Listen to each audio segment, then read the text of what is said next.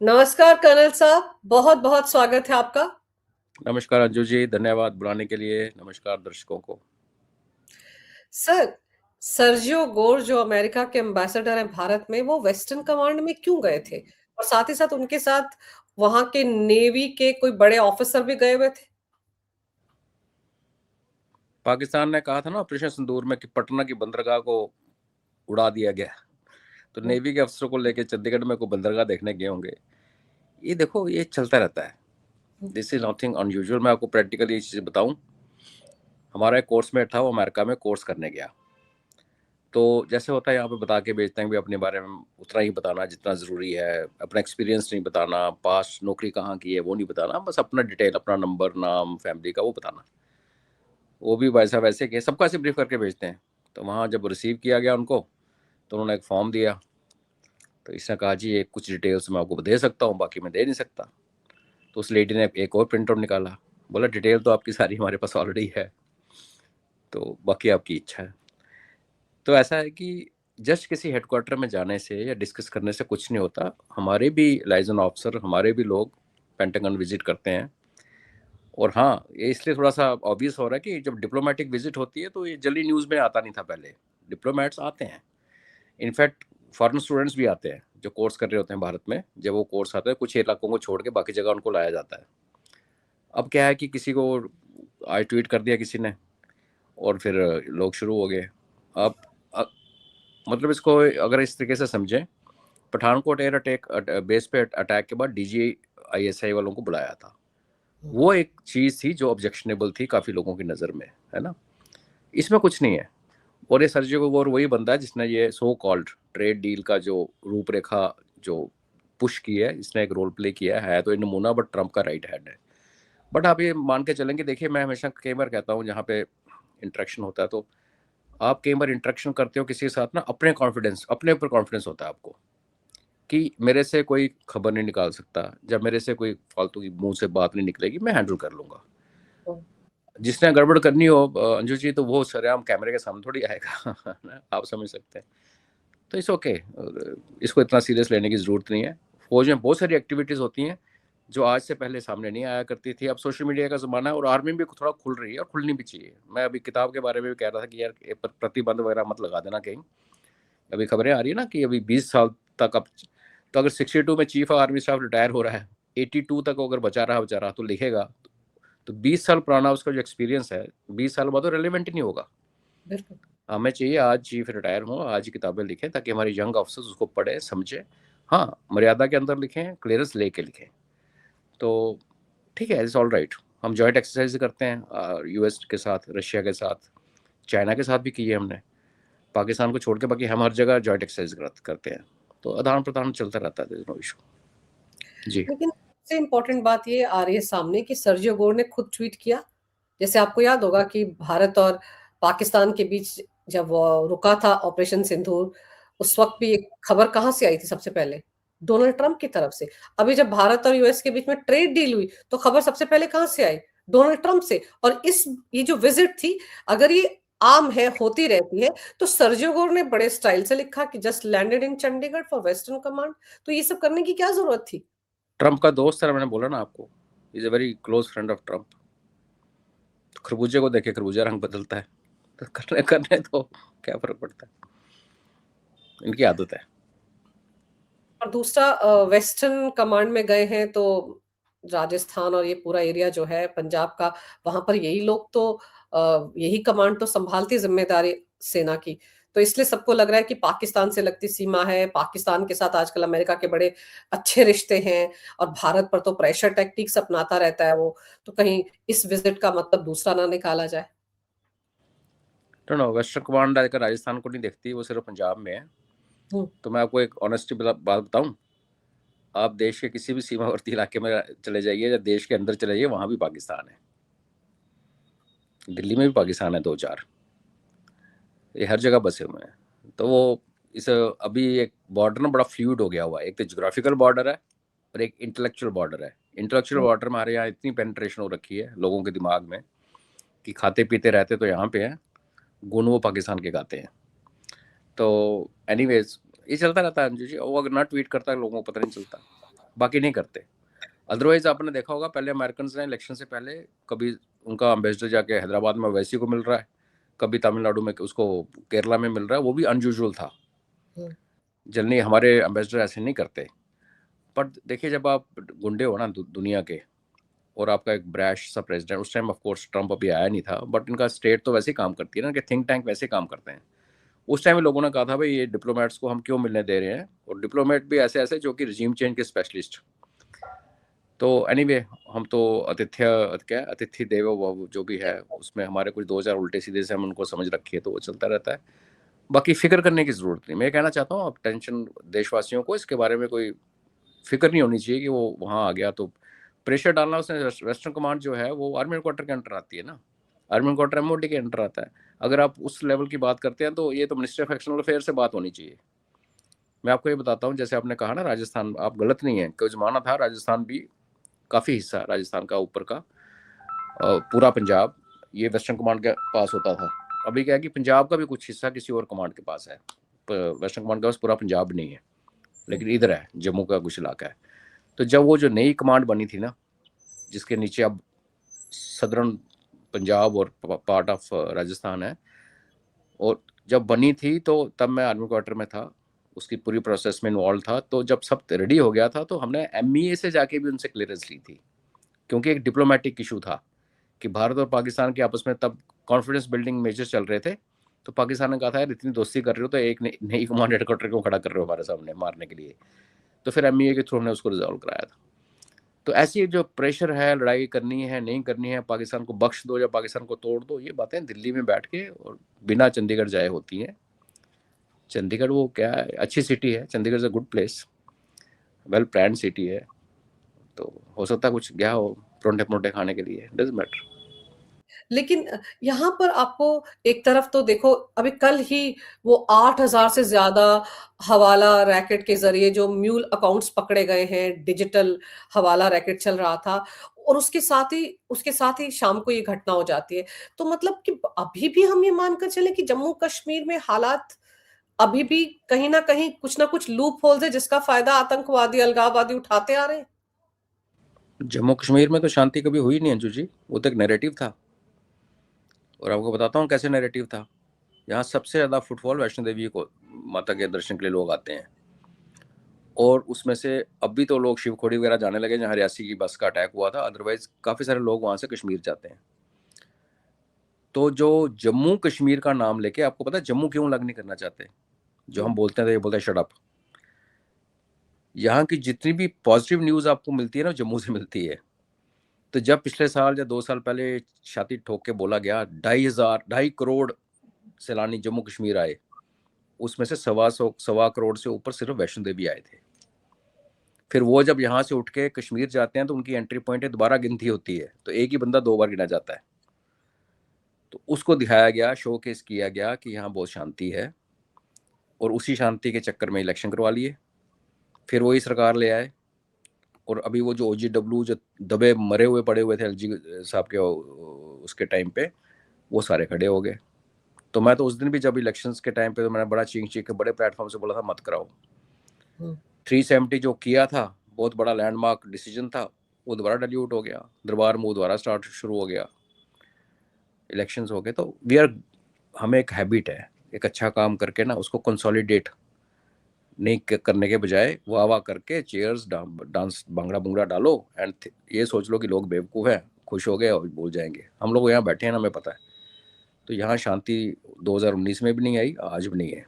Comparatively अगर आप बोलोगे 2010 12 14 से, हाँ शांत है कश्मीर, बहुत ज़्यादा शांत है कंपैरेटिवली। कंपैरेटिवली का ये मतलब तो नहीं है ना कि शांति 100% शांति है, और 100% शांति तो हो नहीं सकती ना। आज आप दिल्ली में ही देख लीजिए, जैसे माफिया और जो रोड रेज में रात को 10-12 लोग मारे जाते हैं रोज एवरेज। तो कुछ चीज़ों के साथ हम रह लेते हैं, लेकिन अगर टेररिस्ट आ रहे हैं, पहलगाम को शूटिंग करने के बाद, लोगों को मारने के बाद वो 90 दिन घूमते रहे कश्मीर के अंदर, तो एक इंफ्रास्ट्रक्चर था ना जिन्होंने उनको सपोर्ट किया, खाना खिलाया, छुपा के रखा, शायद दवाई की ज़रूरत पड़ी होगी दवाई भी दी होगी, बारिश में अपने घर में भी रखा होगा। वो लोग कौन है? इधर के ही हैं। तो ये तो आंख बंद करने वाली बात है। वो इसी चक्कर में जब लद्दाख में गलवान हुआ और पुंछ रजौरी से फौज उठा के ऊपर भेज दी, तो पुंछ और रजौरी में कत्लेआम शुरू हो गया था। हमने देखा डांगरी में 4 मारे, आधार कार्ड चेक करके, फिर पैरा एसएफ के जवान मारे जाने लगे। फौज दोबारा बीफअप की तो कठुआ और किश्तवाड़ में शुरू हो गया, अभी वहां चल रहा है। तो ये किसी भी लिहाज से शांति यहाँ है नहीं, और पूरी शांति यहाँ होगी भी नहीं, क्योंकि ये जो प्रॉब्लम है ना, ये आइडियोलॉजिकल प्रॉब्लम है। आइडियोलॉजिकल प्रॉब्लम जो है वो, उसको समय लगता है। वो 2-3 साल में, जो बच्चा बचपन से मुल्ला के ये सुन के आ रहा है कि भाई हम काफिर हैं, हमने उनको दबा रखा है, हमें कश्मीर को आज़ादी चाहिए, जब तक वो थोड़ा मरेगा नहीं ना, उसका वो जो फर्स्ट इंप्रेशन, फर्स्ट लव जो है, वो उसके दिमाग से निकलेगा नहीं। आप जितना मर्जी जतन कर लीजिए, और ऊपर से सरकारें ऐसी। आप देखिए यहाँ पे महाशिवरात्रि कश्मीरी पंडितों का सबसे बड़ा त्यौहार है, 3 दिन चलता है। हमारे चीफ मिनिस्टर साहब के मुंह से एक बार नहीं निकला। प्रधानमंत्री जी ने ट्विटर पे आके बोला, बधाई दी, हम सब ने बोला। इसी प्रदेश का चीफ मिनिस्टर, जिसकी रिलेशनशिप है कश्मीरी पंडित के साथ है, सबको पता है, जग जाहिर है, साथ बैठती है, तो अब छुपाने वाली क्या बात है, उसके मुंह से नहीं निकला। अब हम इसको देख के और बोले नहीं नहीं डेमोक्रेसी है, चलता है, वो है। और वही चीफ मिनिस्टर, वो 13 जुलाई को जो एक फ्रॉड वाले जो बंदे मरे थे 1931 में, रेप करते हुए, जेल को जलाते हुए मारे गए थे, उनकी उनकी कब्र पे फूल माला चढ़ने के लिए ऊपर से कूद के जा रहा था। तो ऐसी सिचुएशन क्यों बनी? हमें पहले पता था कि आइडियोलॉजी मरती नहीं है। जब आइडियोलॉजी नहीं मरती है तो उसको एक ठंडा बस्ते में डालना पड़ता है 10-15 साल के लिए। आपको एकदम से उठ के इलेक्शन नहीं करवाने होते, ये उसी का नतीजा है। और फिर अब देखिए ना, ड्रग्स का जो कल्चर पंजाब में आया, जम्मू कश्मीर में भी आ चुका है। और जहाँ ड्रग्स आती हैं, उसके साथ हथियार आते हैं, उसी के साथ, उसी पे पेमेंट चैनल पे पैसा अंदर बाहर जाता है। ये सारे जो हैं, ये हैंड्स इन हैंड काम करते हैं। आप कभी भी देखिएगा, जो नार्को टेरर क्यों बोलते हैं, कि जहाँ पे भी नारकोटिक्स का लेन देन होता है, हवाला पे जब पैसा आगे पीछे होता है, तो उसी चैनल और उन्हीं लोगों के थ्रू ही हथियार भी आते हैं। वो वही हो रहा है। तो आप देखो नहीं, आइडियोलॉजिकल ही तो है कि आप पढ़ाई करते हो जम्मू कश्मीर के किसी मेडिकल कॉलेज से, फिर आप पहुंच जाते हो सहारनपुर, फिर आप लखनऊ पहुंच जाते हो, दिल्ली की अल्फला यूनिवर्सिटी पहुंच जाते हो, जिहादी डॉक्टरों की पौध खड़ी हो जाती है। अब जब सारे मस्जिदों और दरगाहों पर और मदरसों पर सर्वे किया जा रहा था कि कौन कौन वहां काम कर रहा है, कहाँ कहाँ से फंडिंग हो रही है, तो कितनी हाय तौबा मची हुई थी। बिल्कुल। और ये सर्वे होना चाहिए। हम 94-95 95-96 में कहते थे कि करवा लो, यहाँ पे बाहर से लोग आ रहे हैं। इनफैक्ट मैं बता रहा हूँ, हमारे पड़ोसी बड़े अच्छे हैं। किसी ने आज तक हमारे गले में ये मेडल नहीं डाला कि पूरे सब कॉन्टिनेंट तो छोड़ो, वेस्ट एशिया तक की जो टेररिज्म है, उसकी जड़ हमारे सहारनपुर में है। ये सच है। हम तो उनको बोलते हैं तुमने मरकज बना लिया, तुमने ये कर लिया, वो कर लिया। अगर वो हमें उल्टे पूछें कि भाई जो तुम्हारे घर के अंदर से जहाँ से किताबें छपती हैं, जिसके पहले पेज के ऊपर इतना ऑफेंसिव चीज़ लिखी है, कुरान की इंटरप्रिटेशन, आपने क्या कर लिया? दैट मीन हमने क्या कर लिया? देवबंदियों के साथ, जबरील साथ, यही आइडियोलॉजी पाकिस्तान को आग लगा रही है आज। और वही अफगान सारे देवबंदी हैं। अगर आप उनको टेररिस्ट मानते हो, मैं नहीं मानता, बट जो तालिबान फॉलो करती है वो देवबंदी है। और पाकिस्तानी और तजिकिस्तानी और अफगान जो हैं, वो उठ के अभी वेस्ट एशिया में लड़ रहे हैं एचटीएस के साथ, सीरिया में। तो ये गढ़ तो यहाँ पे है। तो जब ये मस्जिदें बनने लगी 94-95 में, मैं वहीं पे पोस्टेड था, सडनली हमने देखा कि टूटे फूटे गाँव, लाइट वाइट बड़ी कम आया करती थी, बिजली बड़ी कम होती है, वहाँ चोरी बड़ी होती है। आज भी कश्मीर में लोग बिल देने, इलेक्ट्रिसिटी बिल नहीं देते, रिवाज नहीं है। तो वहाँ पे बिजली कट रही होती है रात को। तो भी धीरे धीरे हमारी आंखों के सामने, 3 साल का वो टेनर था मेरा, गाँव के अंदर चमचमाती मस्जिदें, पूरा गाँव डाउन ट्रोडन, टूटा फूटा, बीच में चमचमाती मस्जिद तैयार हुई। फिर उसमें इन्वर्टर लगे, लाइट है या नहीं है वो अजान पूरी कश्मीर में सुनाई देनी शुरू होगी, तभी घंटियाँ खड़की थी। तब भी प्रपोज, क्योंकि मार्शल लॉ तो नहीं हुआ, तो आर्मी क्या करती है, वो सिविल गवर्नमेंट को अप्राइज करती है कि यहाँ पे गड़बड़ हो रही है, यहाँ की जो प्रीचिंग हो रही है वो बाहर के लोग आके कर रहे हैं।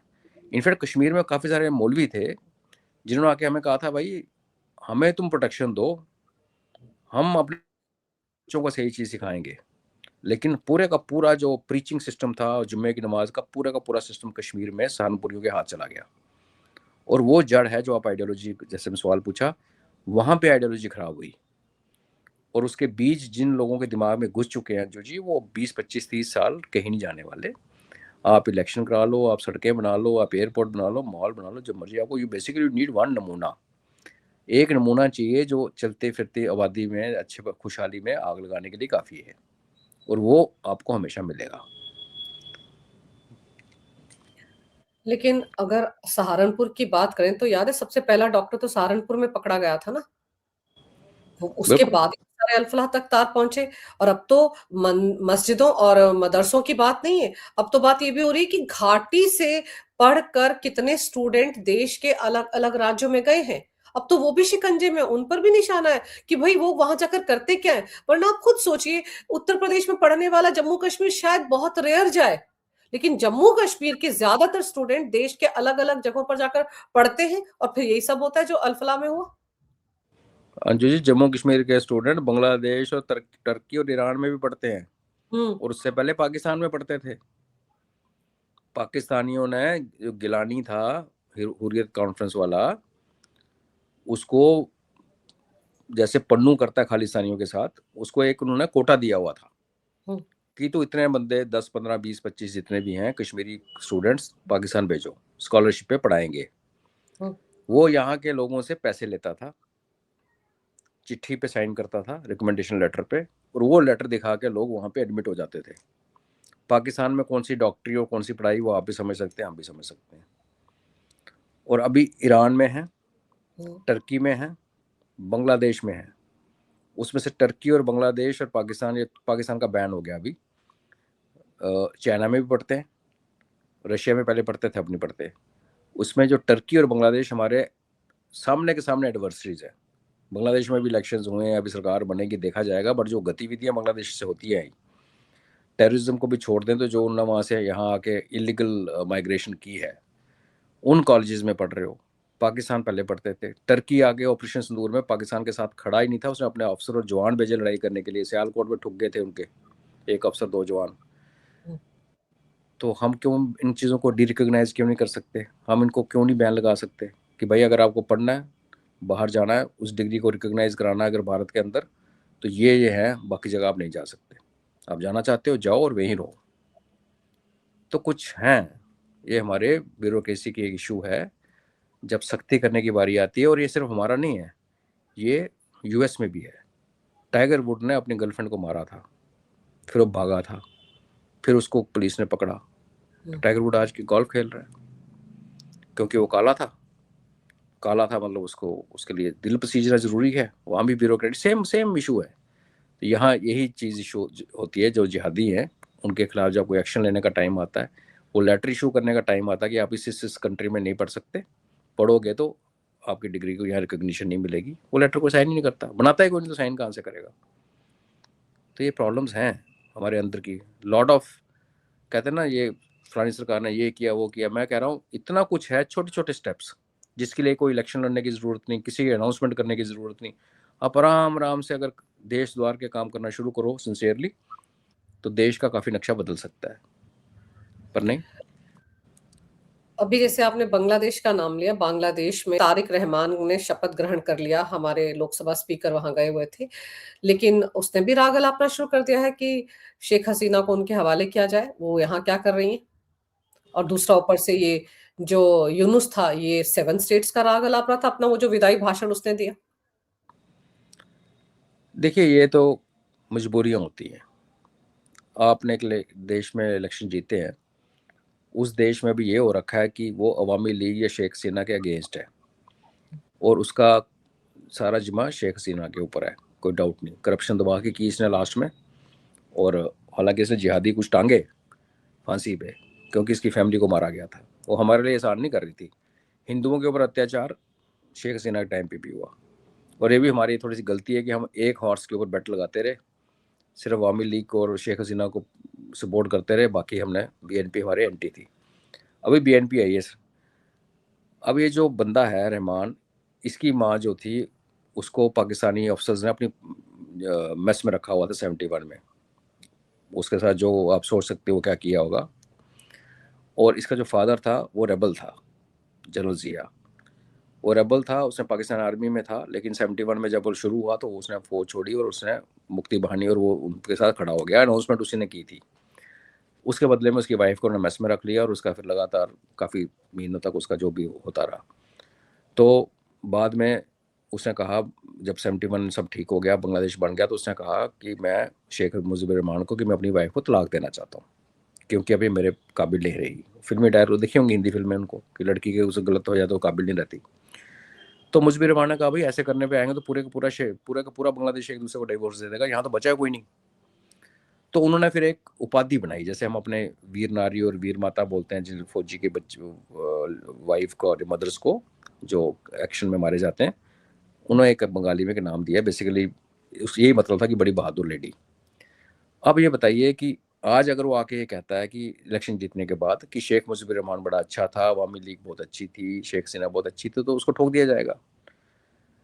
अगर वो कहता है कि मैं इनको कुछ ना बोलूं, तो उसके पास और करने को है क्या?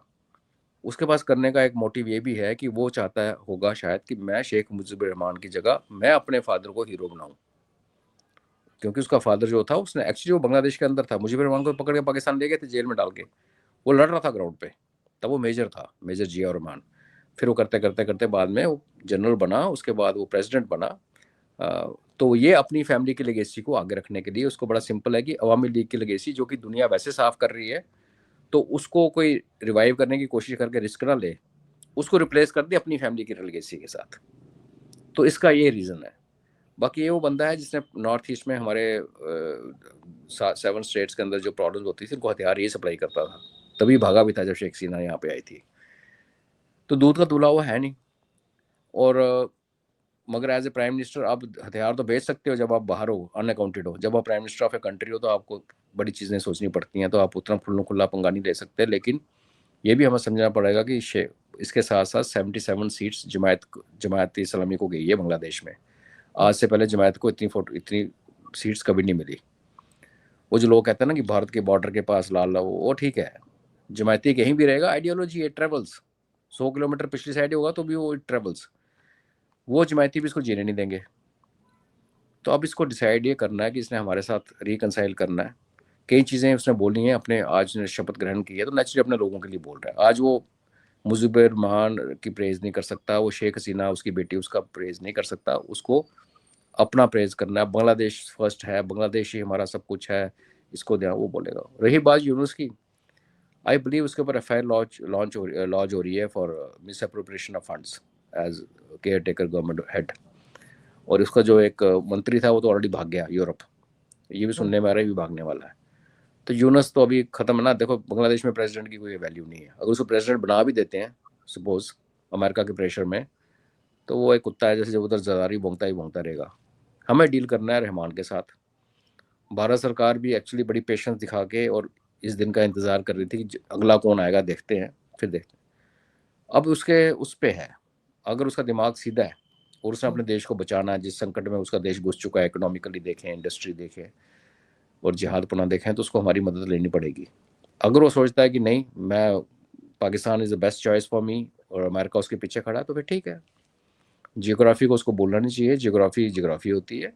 आप जितने मर्जी फन्ने खां बन जाओ, जो देश आपको 3 तरफ से घेर के बैठा है, इतना बड़ा देश है, वो आपका गला कभी भी दबा सकता है। जी। लेकिन जिस तरह से शेख हसीना का तख्ता पलट हुआ सेंट मार्टिन को लेकर, रिजीम चेंज की वहां पर पूरी बहार सीआईए लेकर आई, तो आपको लगता है कि अब जो क्या ये मन माफिक नतीजा तो नहीं हुआ ना बीएनपी का जीतना सीआईए के हिसाब से? वो तो जमात के साथ, आईएसआई के साथ जुगलबंदी कर रहे थे। तो अब वहां पर बीएनपी के सत्ता में आने से या तारिक रहमान के पीएम बनने से हालात सुधर जाएंगे या और ज्यादा खराब होंगे, या ये सीआईए और रायता फैलाएगा? मुझे लगता रहता है फैलाएगा। और क्योंकि जमायती इतनी पावर में कभी आए नहीं थे, और ये पिछले 1 साल से जब से शेख हसीना 1.25 साल 1.5 जितना भी टाइम हुआ, उतने जितना जहर सोसाइटी में फैलाया गया है, एंटी हिंदू, एंटी भारत, मेरे जैसे लोगों के पीछे पड़ गए, रिपोर्ट कर रहे थे ट्विटर पे, तो उस जहर का असर तो होगा। तो मुझे लगता है कि सिविल वॉर टाइप यहाँ पे सिचुएशन ना बन जाए बांग्लादेश में, दिस अ पॉसिबिलिटी। और अगर अमेरिका ने जमायत को आगे रख के इंटरफेयर करने की कोशिश की तो फिर तो 100% है। बट अगर मान लिया जाए कि अभी हमारा जो संधि हुई है, जो रूपरेखा, संधि तो हुई नहीं, ट्रेड डील, तो मैं हमेशा कहता हूँ कि प्राइम मिनिस्टर जब प्रेसिडेंट से बात करिए अगर ट्रंप से, तो उन्होंने आलू प्याज की बात नहीं की होगी, वो मोटी मोटी चीज़ों की बात होती है। उसमें बांग्लादेश किसके हवाले होगा, पाकिस्तान से क्या करना है, डिस्कस हुआ होगा। This is going to be part of deal, because जब अमेरिका ने रिलेशन हमारे से ख़राब किए तो उनमें सारी चीज़ें इन्वॉल्व है। उसको आसिफ मुनीर को अपनी गोद में बिठाना, उससे पहले हमारे पड़ोस में आग लगाना, तो कुछ ना कुछ हुआ होगा। अगर अमेरिका हट जाता है फॉर टाइम बीइंग पीछे, तो भी उसको खतरा है जमायत से, बिकॉज जमायती जो है ना, उनको पावर का लग गया चस्का पहली बार, और उन्होंने देख लिया कि वो एक गवर्नमेंट को टॉपल कर सकते हैं। और जिन स्टूडेंट्स को उन्होंने बरगला के रोड पे उतारा, उनको 5 की 6 सीट मिली है टोटल, जमायत के साथ मिलकर लड़ रहे थे, एनसीपी पार्टी जो है। तो रायता फैलता हुआ नजर मेरे को आ रहा है, वेदर सीएए की इंटरवेंशन से फैले या जमायतीज के इनिशिएटिव पे फैले। पाकिस्तान का उसका रोल रहेगा दोनों में।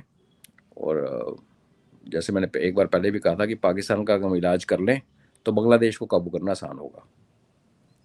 और फिर आपको भी याद होगा वो ऑडियो जो लीक हुआ था, जो कि यूएस के एक डिप्लोमेट की बातचीत थी एक जर्नलिस्ट के साथ बांग्लादेश के, जो कि जमात की तरफ झुकाव रखता था, जिसमें ये कहा गया था कि बीएनपी को चुनाव जीतने दिया जाएगा, वो तो भ्रष्टाचार के मामलों में वैसे भी फंसा हुआ है तारिक रहमान, और बाद में इनकी सरकार को गिराकर अंदर खाने दखल अंदाजी देकर जमात को बैकडोर से सरकार में लाया जाएगा। ये सारी बातें लीक हुई थी। आपको लगता है इसी स्ट्रेटजी पर कहीं सीआईए ने काम किया है? अगर किया है तो फिर बांग्लादेश किया। जिन देशों को सीएए ने तबाह किया है, चाहे वो इराक है, सीरिया है, लीबिया है, पाकिस्तान है, उसमें इसका नाम भी लिस्ट में जुड़ जाएगा। और आईएसआई की भूमिका क्या रहने वाली वहां? तो यहाँ के जनरल जा जाकर J-17 खरीदने के लिए 6-6 दिन वहां डेरा डालकर बैठे हुए थे बांग्लादेश के, और कितने सारे उनके जनरल यहाँ पर बॉर्डर एरिया में घूमते फिर रहे थे। तो उनके लिए क्या संदेश है तारिक के आने पर? देखिए, वो इलेक्शन से पहले हो रहा था। हम्म। अब भी तारिक ने अगर यही मेंटेन किया, पाकिस्तान की पीठ पे चढ़ने की कोशिश, तो वो सफल नहीं हो पाएगा। फिर हम इनकी इसकी टिब्बी टाइट कर देंगे। मैं कह रहा हूँ कि भारतीय सरकार ने एक्चुअली वेट किया इलेक्शंस का। इसका ये मतलब नहीं है कि जो हम पेशेंस दिखा रहे हैं परमानेंट है। अगर आप यहाँ गदर मचाओगे तो आपका इलाज किया जाएगा। In which case you should not be surprise कि बांग्लादेश के टुकड़े टुकड़े हो जाएं। हमें बांग्लादेश की ना ज़मीन चाहिए, ना हमें उनकी पॉपुलेशन चाहिए। जो कॉरिडोर की बात करते हैं, हम तो वैसे अंडरग्राउंड बना रहे हैं। अपनी गवर्नमेंट ने बोल दिया अंडरग्राउंड रेलवे, अंडरग्राउंड हाईवे, और जिस दिन ज़रूरत पड़ेगी तो बांग्लादेशी रोक के देख ले। फिर अगर हमको उसमें से निकल के जाना तो हम निकल जाएंगे। कोई ज़रूरत नहीं है उनके उनके एरिया को पकड़ के बैठें और वो जिहादियों को अपने देश के साथ मिला दें।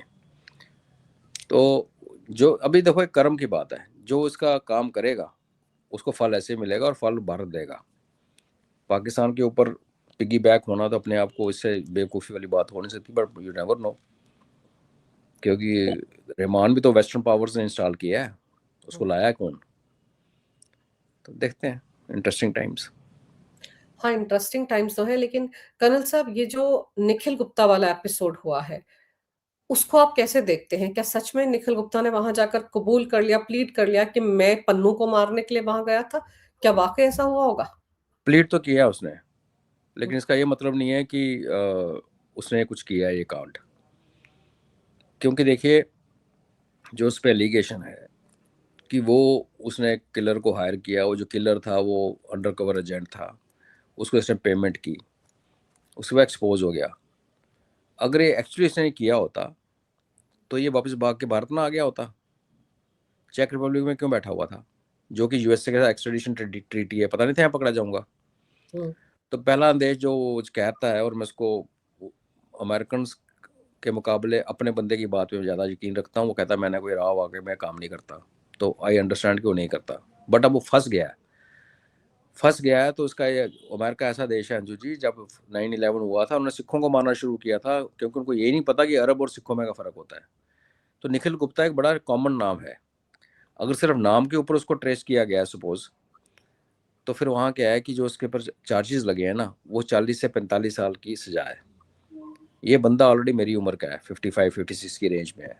40-45 साल का मतलब कि वापस इसकी अस्थियां नहीं आने वाली भारत। लेकिन अगर ये प्लीड करता है और बोलता है ओके मैंने किया यार, तो उसमें क्या होता है कि आपको कई बार आधी, और कई बार आधी से भी कम सजा मिलती है। तो एक उम्मीद है कि चलो 10-12 साल 15 साल की मिल जाए, मैक्सिमम 20 साल मिलेगी, तो शायद मैं वापस अपने देश आ सकूं, अपनी फैमिली बीवी बच्चों को मिल सकूं। तो उसने जो प्लीड किया होगा, इसका ये मतलब नहीं है कि उसने एक्चुअली कांड किया है। प्लीड किया है बिकॉज अमेरिका में आप फंसे हुए हो, आपका केस किसने लड़ना है। हमें लगता है ना वहाँ फ्रीडम ऑफ एक्सप्रेशन वगैरह, ऐसा कुछ नहीं है। वहाँ पे जो FBI वगैरह पीछे पड़ जाती है वकीलों के। ये जो बिरयानी खा के भारत को गाली निकालने के रिवाज सिर्फ हम टॉलरेट करते हैं, दुनिया में वो टॉलरेट नहीं करता। आपने देखा था फार्मर प्रोटेस्ट में कनाडा ने क्या किया था। तो वहाँ वकीलों पे प्रेशर होता है, प्लस वहाँ की जो फीस है डॉलर्स में। हमारे यहाँ वकील छोटा सा एक दूसरे को मुक्का मारने का केस हो जाए तो ₹1,00,000 तो पहले हियरिंग से पहले लेते हैं। और यही हाल वहाँ है, लेकिन वो डॉलर्स में लेते हैं। तो कितने लोग अफोर्ड कर पाएंगे। तो आप केस लड़ना शुरू कर दो, बोलो नॉट गिल्टी, और एकदम एक टाइम आया पैसे नहीं दे पाए, वकील आपको छोड़ के चला गया, तो आपको मिल गई 40-45 साल की सजा। तो उसने एक आई थिंक एक इंटेलिजेंट डिसीजन लिया है। उनकी फैमिली की ये कंप्लेन भी है कि भारत सरकार ने उनको नहीं किया, अपने सिटीजन का इतना ध्यान नहीं रखा। पर बहुत सारी चीज़ें होती हैं ना अंजू जी, अगर ये मान के चला भी जाए कि अगर इन्वॉल्व था भी, तो जिसको वो मारने जा रहा था वो कोई दूर से दूरी हुई गाय तो है नहीं, है ना। तो हो सकता है जब ट्रंप चला जाए, हमारा रिलेशन बेहतर हो जाए, तो उसको एक उनका प्रेसिडेंशियल पार्डन का सिस्टम भी होता है, वो भी माफ शाफ कोई ढंग का प्रेसिडेंट आया तो हो सकता है 2-4 साल बाद निकल के आ जाए। अभी तो नहीं आएगा, करंट है। तो अनफॉर्चुनेट है अगर उसने नहीं किया है, जो मुझे लगता है, क्योंकि जो करते हैं ना वो इतनी आसानी से पकड़े नहीं जाते। जब उसका काम ही नहीं था कि उसने पिस्टल लेके गोली मारनी थी, उसने किसी से मरवाना था, उसको पेमेंट कर चुका था, तो वो वहां क्यों बैठा हुआ था। और इसमें बहुत सारे लूप होल्स हैं। और RNW का सोर्स है, ये डिबेटेबल है। पकड़ा गया है, एलिगेशन लग चुका है, अपने आप को डिफेंड नहीं कर पा रहा, ये सच है। ऐसी हालत में अगर उसने एक ऑप्शन चुनी है, ठीक है, सो बीट। पर आप ये देखो कि इस देश में जो एक लेफ्ट लिबरल कबाल जमात है, वो कैसे उसको धुरंधर से जोड़ जोड़ कर किस तरह से मोदी सरकार को टारगेट करने में लग गई थी। और फिर तब तो ये सवाल भी उठे कि अगर ये सही मायने में हमारा धुरंधर होता तो काम कब का अकम्प्लिश हो जाता, 72 ओरों के पास वो पन्नू कब का पहुंच जाता। लेकिन काम नहीं कर पाए, इसका मतलब तो ये भी है कि पता नहीं कुकड अप स्टोरी है, इस पे कितना यकीन किया जाए। कोई यकीन करने की जरूरत नहीं इनके ऊपर। और सीक्रेट मिशंस फेल भी होते हैं, सीक्रेट मिशंस में लोग मारे भी जाते हैं, सीक्रेट मिशन में पकड़े जाने लोगों को देश क्लेम नहीं करते, ये पूरी दुनिया में होता है। इसराइल के तो 15 बंदे पकड़े गए थे एक बार, ओलंपिक्स से जब मारने के बाद पूरे की पूरी टीम साफ कर दी गई थी। तो इट हैपन्स एवरीवेयर। हम लोग क्या है ना, हमें तो पहले पता नहीं कि ये चीज़ें ऑपरेट कैसे करती हैं। ये जो वर्ल्ड है एस्पियोनाइज का और काउंटर इंटेलिजेंस का, और ये जो मारने मुरने का जो काम है, जो अंडरवर्ल्ड जो चलता है ग्लोबल, उसका हमारे भारतीयों को कोई समझ नहीं है। हमें सिर्फ ग्लैमराइज करना आता है। सलमान खान की फिल्म देख के, एक था टाइगर जिंदा, टाइगर जो भी मर गया, जो भी है वो कहानी, वो सुन के तालियां वालियां बजा के गाने सुन के वापस आ जाते हैं। धुरंधर ने एक अलग चैप्टर खोला जिसमें काफ़ी सच्चाई भी है और थोड़ा सा क्रिएटिविटी तो होती है।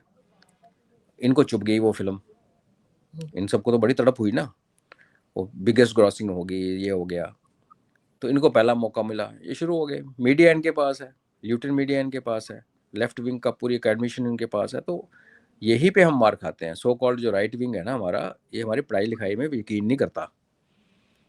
हमारे राइट विंग को एक कॉम्प्लेक्स है। NCERT का सिलेबस चेक करना है तो लेफ्टिस्ट को ही लगाओ। जम्मू कश्मीर में वार्तालाप करना है तो 3 बंदे भेजे, तीनों के 3 लेफ्टिस्ट। तो ये मैं कह रहा हूँ ना, कुछ खूबसूरती हमारी ब्यूरोक्रेसी की है जो खुद ही लेफ्टिस्ट है, JNU से पढ़ के निकली है और वो एग्ज़ाम देती है IAS का जिसमें हिस्ट्री ही गलत पढ़ाई जाती है, पर आप उसको यकीन करते हो तभी तो IAS एग्ज़ाम पास करते हो। और कुछ हमारी सरकारों की मंत्रियों की भी इतनी तगड़ी है कि भाई चलो जो चलना चलने दो। तो इन्होंने नैरेटिव, इनका जब नैरेटिव आता है तो पूरे हर तरफ से आता है, फिर ट्विटर पे भी आता है, फेसबुक पे भी आता है, मेन स्ट्रीम मीडिया पे भी आता है, न्यूज़पेपर में भी आता है, मैगजीन में भी आता है, फॉरेन न्यूज़पेपर के कॉलम्स में भी आता है। इतनी पहुंच राइट विंग वालों की नहीं है। पर चलो, दिस टू शैल पास, ठंडा हो जाएगा। अब उसको सजा मिल जाएगी तो समझ लो केस खत्म हो गया। जो हमारे और अमेरिका के बीच में इरिटेशन थी, वो कहता था कि देखो तुम्हारा बंदा हमारे यहाँ मारने आया था, हम कहते हैं कि ये हमारा नहीं है, तुमने पन्नू पाल रखा है, तो वो स्टोरी ठंडे बस्ते में चली जाएगी। इंटरनेशनल लेवल पे डिप्लोमेसी में काफ़ी चीज़ें आप ठंडे बस्ते में डालते हो, and you give it time, क्योंकि आप एक पॉइंट के ऊपर अपना रिलेशन नहीं खराब करना चाहते। दो बड़े देश आपस में। तो this to shall be over soon. लेकिन आपको लगता है कि निखिल गुप्ता के मामले की जो खुलासा हुआ उसकी टाइमिंग बड़ी क्रूशियल है, क्योंकि एक तरफ डील हुई अमेरिका के साथ, दूसरे अमेरिका ने फ्रेमवर्क में चेंज किया, बहुत सारी चीजें बदली गई जो पहले कही जा रही थी कि $500 बिलियन का भारत कारोबार करेगा वगैरह वगैरह, चेंज हुआ और उसके बाद अचानक से ये आ गया। तो आपको लगता है कि कोई प्रेशर टेक्निक अपना रहा था अमेरिका भारत पर? नहीं, केस क्लोज कर दिया ना उन्होंने। आप इसको इस तरीके से देखिए ना, ये ब्लेम गेम तो तब से चल रही जब से पकड़ा गया है। अमेरिका कह रहा तुम्हारे पन्नू को माना जाता है, हमारा सिटीजन है। हम कहते हैं हम तो मरवा नहीं रहे, हमें को पता कौन है। अगर ये पनिशमेंट उसको जो मिल जाती है प्ली गिल्ट करके जो भी कर रहा है, वो केस बंद है ना, फिर खत्म, इरिटेशन खत्म होगी। अगर ये केस चलता रहता है, ये जेल में अपील कर रहा है, सरकार उसको हेल्प कर रही है, वकील वहाँ केस लड़ रहे हैं, तो जब तक वो केस चल रहा है तब तक एक इरिटेंट रहेगा हमारे और यूएसए के बीच में। आज आप देखिए, अगर आज यूएस उठ के बोलता है भारत को कि देखो यार तुम्हारा बंदा वो आया था, तो हम बोलेंगे आपने दे दी ना उसको सजा, एंड ऑफ द स्टोरी। ये कोई वो थोड़ी है सास बहू वाले पंगे, पूरी जिंदगी देशों में ऐसे नहीं होता। केस हुआ, हेडली था, अमेरिका ने कहा हमने पकड़ा हुआ है, हम देंगे नहीं आपको, आपको आगे बात करने का लो, तहफुर राना को ले जाओ, खत्म बात है। इसको इनको ड्रैग नहीं किया जाता, बिकॉज फिर क्या है कि बाकी जो बड़ी चीजें हैं ना वो रह जाती हैं बैक बर्नर पे, फिर देशों को नुकसान होता है। जो गवर्नमेंट टू गवर्नमेंट कॉन्टैक्ट है, इसका पीरियड होता है, 5 साल की हमारी सरकार बनती है, 4 साल की उनकी बनती है। हम इसी चक्रों में पड़े रहे अगर, तो फिर समय निकलता जाता है। तो ये इस आप ऐसे मान के देख सकते हैं कि केस क्लोज हो गया, हमारे बीच में जो किसी चीज पे फ्रिक्शन थी वो खत्म होगी, दैट्स इट। लेकिन पन्नू भारत में उस मतलब वांटेड है, आतंकवादी है, एनआईए ने उसकी सारी प्रॉपर्टी यहाँ पर सीज भी की थी, ईडी ने सारी की सारी प्रॉपर्टी को कुर्क कर दिया, वो वांटेड है यहाँ पर, उसका कभी प्रत्यार्पण हो पाएगा? डिपेंड करता है, हमारे पास एक्स्ट्रेडिशन ट्रीटी जो है वो आपको पता ना, हमारा ये जो माल्या कहाँ आया क्या, मे वो भी तो जिस दिन हम यूके। पावर, तो वेस्ट का सेम ही कल्चर है ना। यूके पर देखिए तहव्वुर आप, राणा को दिया था उन्होंने हमको, बड़ी मुश्किल से, बड़ी मशक्कत के बाद, वो जो 26/11 वाला था, पाकिस्तानी जो था वो मास्टरमाइंड। वही ना, वो उनका सिटीजन नहीं था, हम्म। बेसिकली पाकिस्तानी था, वो वहां पे रह रहा था। अब पन्नू को उन्होंने अडॉप्ट कर लिया, पन्नू के पास डबल सिटीजनशिप है, कनाडा की भी है और वहाँ भी है, कनाडा से भी खालिस्तानी को मार पड़नी शुरू हुई तो वहाँ बैठा हुआ है। तो फैक्टर मीन्स कि देखिए ये ऐसे वाली चीज़ें बड़े बड़े देशों के बीच में होती रहती हैं, इश्यूज होती रहती हैं। वो आएगा नहीं आएगा कहना बहुत मुश्किल है। कई बार अंडरस्टैंडिंग ऐसी होती है कि उसको वहीं पे ठुक जाएगा, पता भी नहीं चलेगा। तो ये पन्नू हमारे खिलाफ एक प्रेशर पॉइंट की तरह यूज़ किया जा रहा था बाइडेन एडमिनिस्ट्रेशन की तरह। बाइडेन और कमला हैरिस तो एंटी इंडिया थे आउट एंड आउट। बाइडेन को पाकिस्तान का हाईएस्ट सिविल अवार्ड मिला हुआ था, वो पाकिस्तान का दीवाना था, उसको वो व्हाट यू से कबाब वगैरह ज़्यादा पसंद थे। ये उस टाइम उस एरा की कहानी है, ट्रंप की लेगेसी नहीं है। उसके बाद जो हुआ कहानी जब स्टार्ट हुई, जब ये पकड़ा गया और जो भी आता गया, उसके बाद ताने वाने शुरू हो गए दोनों तरफ से। बट एंड ऑफ डे क्या है कि now the chapter is closed. Pannu का यहाँ आना नहीं आना, हमारे पास भी कई बहुत सारे लोग हैं जो अमेरिका चाहता है कि हम उनको पकड़ा दें। डोवाल साहब के ऊपर एफआईआर कटी हुई है, मोदी साहब के ऊपर वीज़ा बैन था। तो ये चलता रहता है, these things come and go, कल को नई चीज़ आ जाएगी, हम भूल भाल जाएंगे। दुनिया ऐसे चलती है। चलिए, दुनिया ऐसी चलती है, लेकिन देखते हैं बांग्लादेश की सरकार कैसे चलती है, क्या क्या अड़ंगे उन पर लगाए जाते हैं। सेंट मार्टिन नहीं मिला है अभी तक अमेरिका को, तो उसके लिए क्या मशक्कत होती है, सीआईए क्या करता है, आईएसआई क्या करता है, और भारत जी के साथ तारीख के रिश्ते कैसे रहते हैं, इन सब पर नजर रहेगी। लेकिन आपने समय निकालकर बहुत ही विस्तार से बहुत सारे मुद्दों पर बड़ी अहम जानकारी मेरे दर्शकों को दी। आपका बहुत बहुत धन्यवाद। नमस्कार। भारत माता की नमस्कार। जय। जय वंदे मातरम। पता जय हिंद। जय